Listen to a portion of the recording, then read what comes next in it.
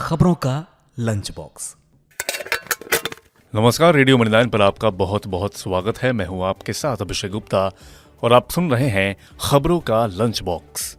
पुरानी pension scheme को लेकर आरबीआई ने क्या दी चेतावनी?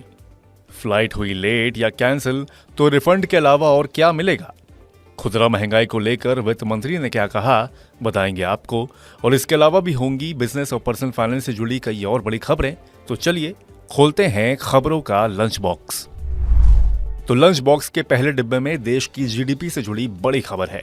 मजबूत आर्थिक गतिविधियां, सकारात्मक धारणा और निजी निवेश बढ़ाने के साथ उद्योग जगत को उम्मीद है कि चालू वित्त वर्ष में अर्थव्यवस्था 7.5 से 8% की रफ्तार से बढ़ेगी।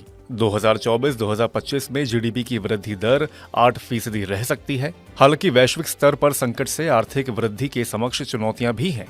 उद्योग मंडल फिक्की के नवनियुक्त अध्यक्ष अनीश शाह ने सोमवार को कहा कि हमने अब तक 7.8% और 7.6% वृद्धि के बेहतर आंकड़े देखे हैं। हम देख रहे हैं कि कई कंपनियां निवेश कर रही हैं और क्षमता बढ़ा रही हैं। इसलिए अनुमान है कि 2023-24 में आर्थिक वृद्धि दर 7.5 से 8% तक रहेगी। वहीं अगले वित्त वर्ष में जीडीपी की वृद्धि दर 8% या उससे ज्यादा रह सकती है।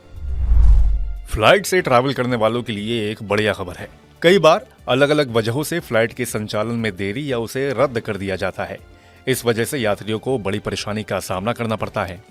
ऐसे में उड़ान रद्द होने पर अपने अधिकारों के बारे में जानकारी होना जरूरी है। इसके लिए डीजीसीए ने कुछ नियम बनाए हैं।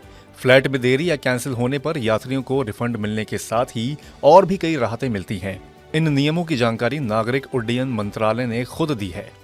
नागरिक उड्डयन मंत्रालय के नोटिफिकेशन के अनुसार अगर एयरलाइंस कंपनी फ्लाइट को रद्द कर देती है तो ऐसी स्थिति में उसे यात्री को या तो दूसरी फ्लाइट की सुविधा देनी होगी या टिकट के पूरे पैसे रिफंड करने के साथ ही अतिरिक्त मुआवजा भी देना होगा। इतना ही नहीं, यात्रियों के लिए एयरलाइंस को खाने पीने की व्यवस्था भी करनी होगी।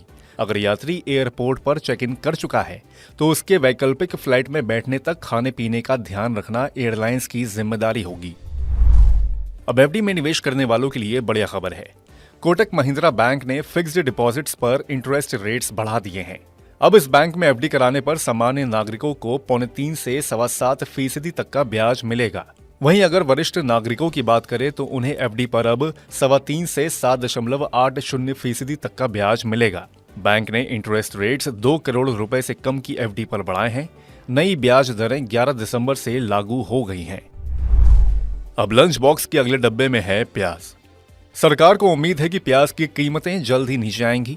उपभोक्ता मामलों के सचिव रोहित कुमार सिंह ने कहा कि सरकार को उम्मीद है कि जनवरी तक प्याज की कीमतें मौजूदा औसत कीमत 57 रुपए किलोग्राम से घटकर 40 रुपए किलोग्राम के नीचे आ जाएंगी।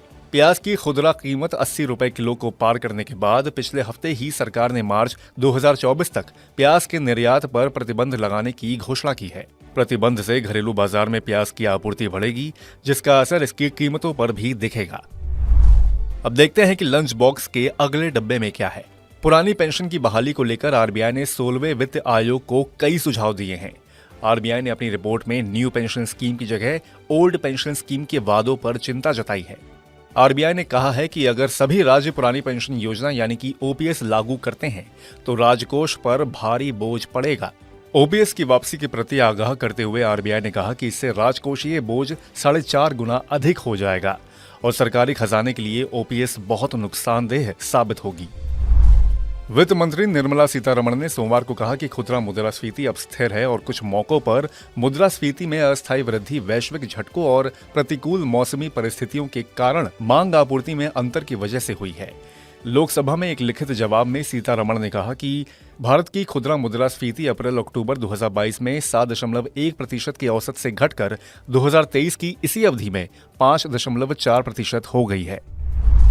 घरों की कीमतें बढ़ने और कर्ज महंगा होने से पिछले 2 साल में देश के 7 प्रमुख शहरों में लोगों की घर खरीदने की क्षमता प्रभावित हुई है। Real estate consultant company JLL India ने उम्मीद जताई है कि नीतिगत रेपो दर में अगले साल कटौती होने से घर खरीदारों की क्षमता बढ़ेगी। इससे घरों की बिक्री को और बढ़ावा मिलेगा।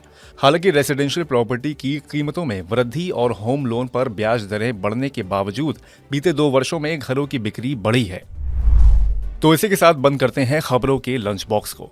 उम्मीद है कि इसमें पेश की गई खबरें आपको पसंद आई होंगी। अगर ऐसा है तो हमें कमेंट करके जरूर बताएं। बाकी बिजनेस और पर्सनल फाइनेंस से जुड़ी और खबरों के लिए सुनते रहिए रेडियो मनी 9 और डाउनलोड कर लीजिए हमारे मनी 9 ऐप को। हमेशा की तरह मैं हूं आपके साथ अभिषेक गुप्ता। अभी लेता हूं विदा। धन्यवाद। खबरों का लंच बॉक्स।